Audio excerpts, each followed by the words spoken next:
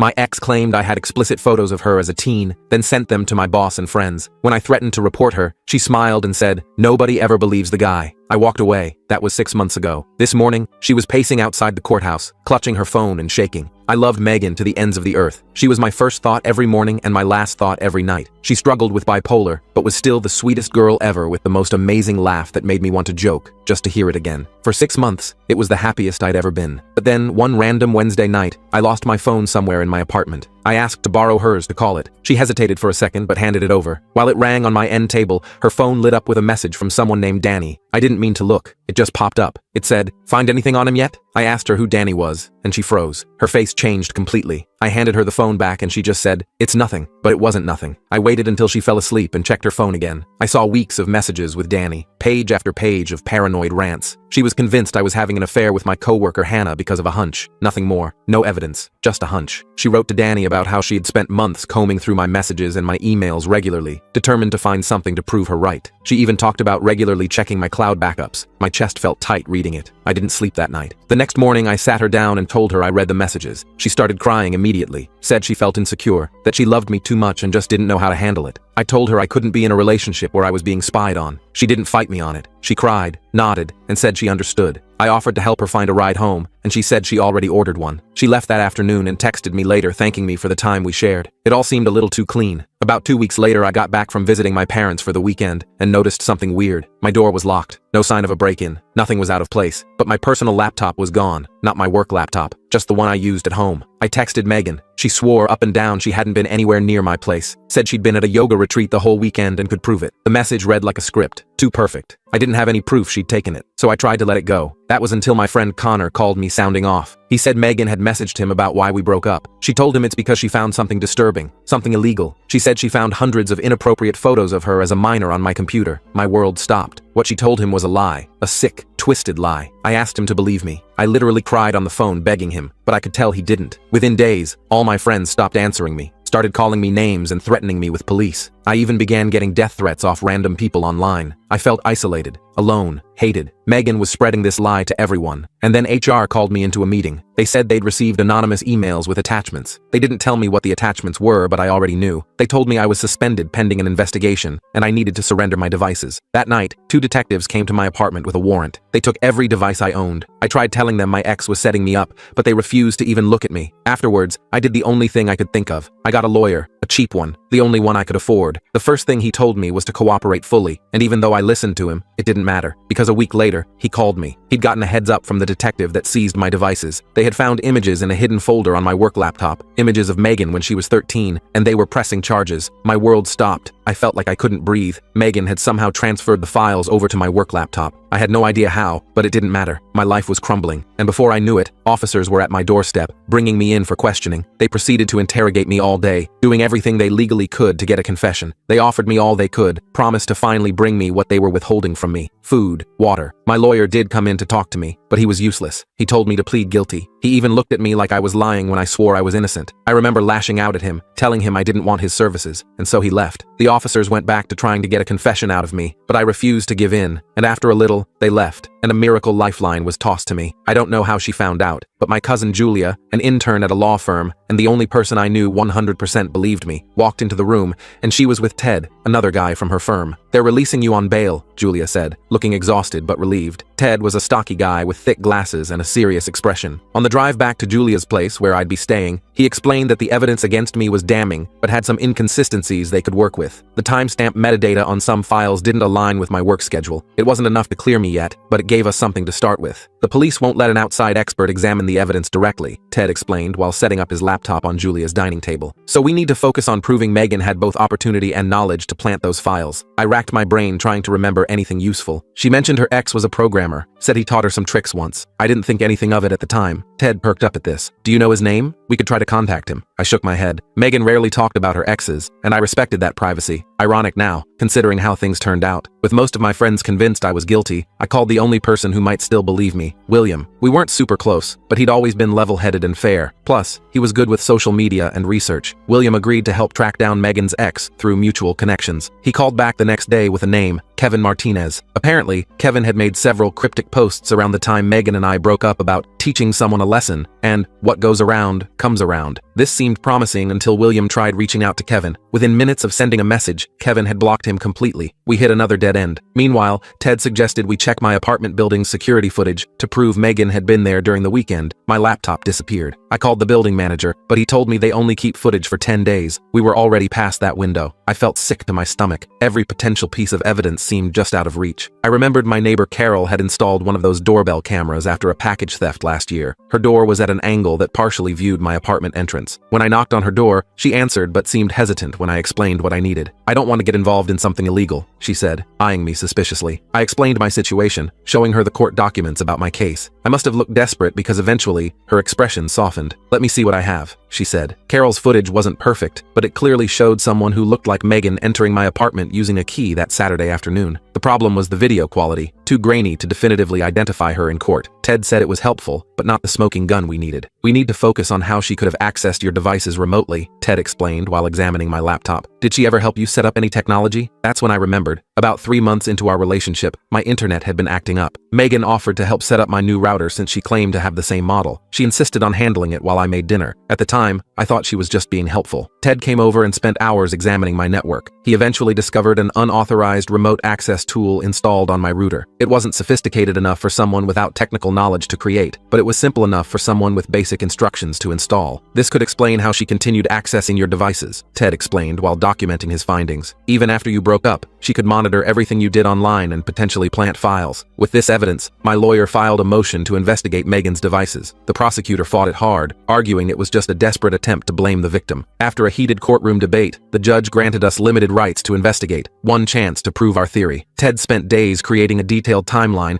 showing when the illegal files were added to my work computer. The timestamps indicated they were uploaded during a company meeting I attended, where 20 colleagues could verify I wasn't at my desk. It was compelling, but still not enough to directly connect Megan to the uploads. "We need to catch her in the act," Ted suggested. "Set up a trap to show she's still actively trying to frame you." We created a new email account with an obviously weak password, and I accidentally mentioned it during a phone call with William while in my apartment, suspecting it might still be compromised. After 3 days, nothing happened. Megan was too careful to fall for something so obvious. Ted came up with a better plan, creating a fake social media post, visible only from certain IP addresses, announcing I'd found evidence that would exonerate me. We made it believable by saying a previously unknown apartment security camera had captured everything. The post would only be visible to someone monitoring my accounts through the back door in my router. Within hours, someone attempted to access my cloud storage from an unrecognized device. They used a VPN to hide their location, but Ted had anticipated this and set up advanced tracking for their next attempt. While waiting for our trap to work, I discovered something else troubling. My boss called to ask if I was using burner phones to contact the office. Apparently, Megan had been sending threatening messages to him, claiming they were from me. I had no way to prove they weren't mine, but I convinced my boss to forward them to Ted for analysis. The timestamps on the messages proved I couldn't have sent them. They were delivered while I was in documented meetings with my lawyer or during my police interview. This evidence strengthened our case, but wasn't enough to completely clear my name. Ted's analysis of the illegal images found on my computer revealed something crucial. They had been edited with specialized software I've never owned or used. The prosecution argued I could have used someone else's computer, but it gave us another angle to investigate. We needed to find the original source of these images to prove they were planted. Ted noticed something odd about the files. They had unusually clean metadata, almost too perfect, like someone had methodically created a false trail. These might not even be real photos, Ted suggested after hours of analysis. They could be manipulated or even completely fabricated. This was our breakthrough moment. If we could prove the images were created recently using deepfake technology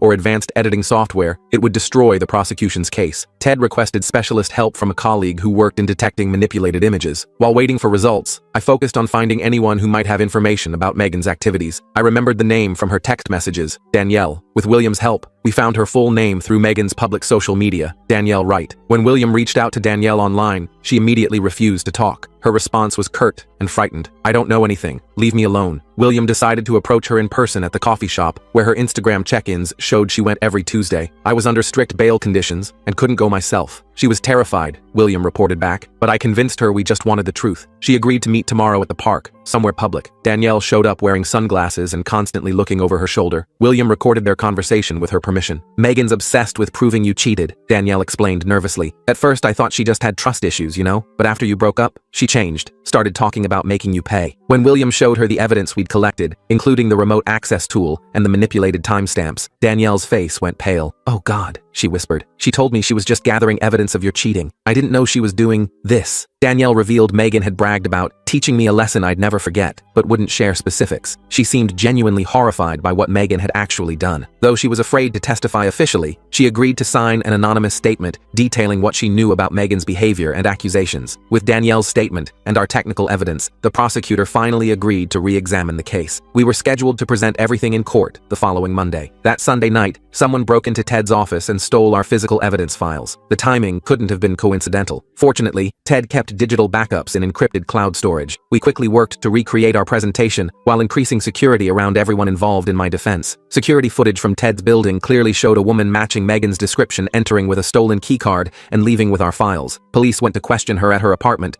but she had already cleared out. Her neighbor said she left with a suitcase the previous evening. At this point, the police started taking our claims more seriously. They issued an alert for Megan, but couldn't locate her. I lived in constant anxiety, not knowing where she was or what she might do next. A break came from an unexpected source. Megan's friend Rachel posted a photo on Instagram with a location tag at a lake house about 2 hours outside the city. The caption read, "Girls' Weekend Getaway," with Megan clearly visible in the background. Police located the cabin and found not only Megan, but also a laptop containing software for manipulating images and creating deep fakes. When confronted with the evidence, Megan broke down completely. She admitted to creating the images herself, using photos from innocent family albums she'd seen at my apartment. Combined with deep fake technology her ex had taught her how to use, she confessed to everything, planting the files, sending the fake threats, breaking into Ted's office. The detective who had originally looked at me with such disgust now couldn't meet my eyes when he came to tell me the charges were being dropped. "We owe you an apology," he said stiffly. "We should have investigated more thoroughly before making assumptions." The nightmare wasn't over yet. Megan was charged with filing false reports, evidence tampering, breaking and entering, and harassment. She was released on bail pending a psychiatric evaluation and trial. I thought I could finally breathe easier, but the damage to my reputation had already been done. People who had seen the accusations online didn't necessarily see the retraction. Former friends who had cut contact didn't all reach out to reconnect. My suspension from work was lifted, but co-workers still whispered when I walked by. I returned to my apartment after staying with Julia for weeks, only to find someone had spray-painted "Predator" on my door. The building management promised to remove it immediately, but the message was clear. Some people would always believe the worst. My lawyer advised me to file for a restraining order against Megan, which was quickly granted. I changed all my locks, passwords, and contact information. Ted did a complete sweep of my apartment and devices to remove any remaining monitoring software. Just when I thought things might be stabilizing, I started receiving anonymous text messages. "This isn't over," and "You'll pay eventually." I couldn't prove they were from Megan, but who else would it be? The messages were coming from different burner numbers, making them impossible to block effectively. I reported them to the police, but there wasn't much they could do beyond documenting them as potential restraining order violations. Ted suggested setting up monitoring on my accounts to track any unauthorized access attempts. The results were disturbing. Someone was still trying to breach my email and cloud storage almost daily. The attempts were coming from an internet cafe near where Megan's friend Rachel lived. When police investigated, the cafe owner confirmed seeing someone matching Megan's description